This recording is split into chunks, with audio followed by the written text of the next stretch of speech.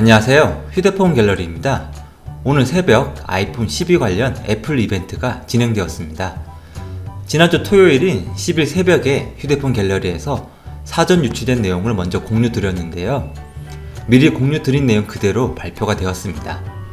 이번 애플 이벤트를 보면서 저는 개인적으로 아이폰 12 미니가 진정한 애플 SE가 아닐까 하는 생각이 들었습니다. 이벤트에 발표된 세부사항은 여러분들의 시간을 줄여드리고자 영상 본문에 달아놓겠습니다.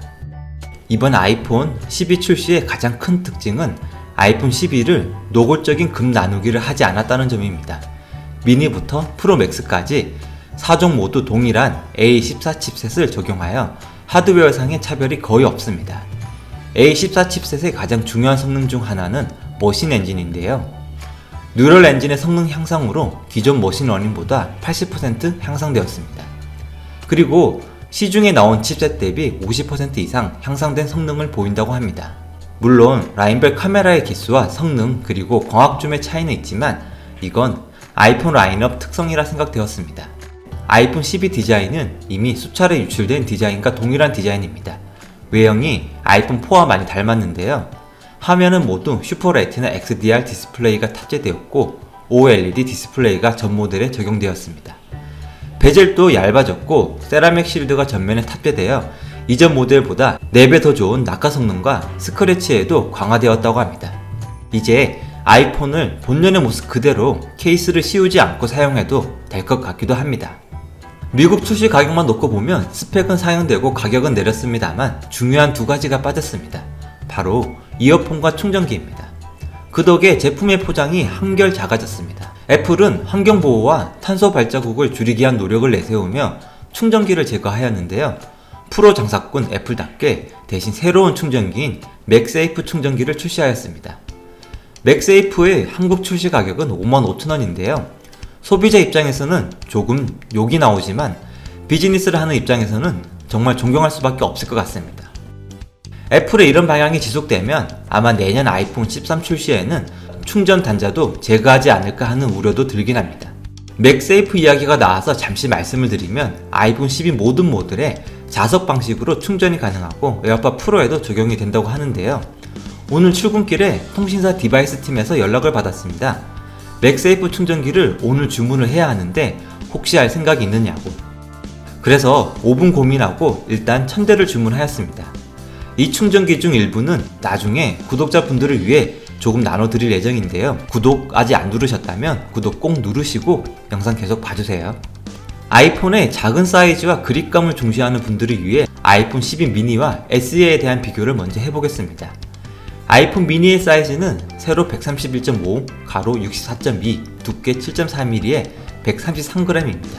그리고 화면은 5.4인치입니다.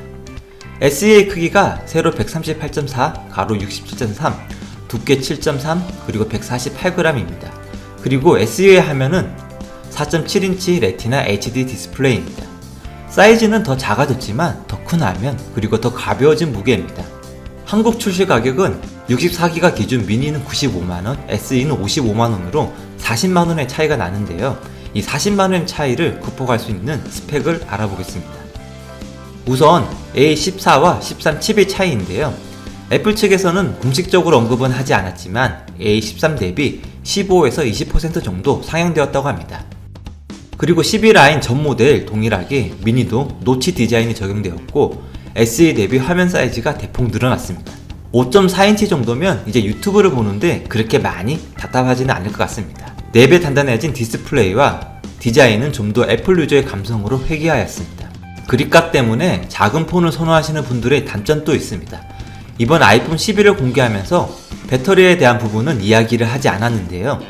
미니의 경우 작은 사이즈 때문에 배터리 용량이 조금은 걱정되긴 하지만 이건 숙명으로 가지고 가야 할 부분 같기도 합니다. 아이폰 12 프로와 프로 맥스의 라인업은 카메라의 기능에 모든 것이 집중된 느낌입니다.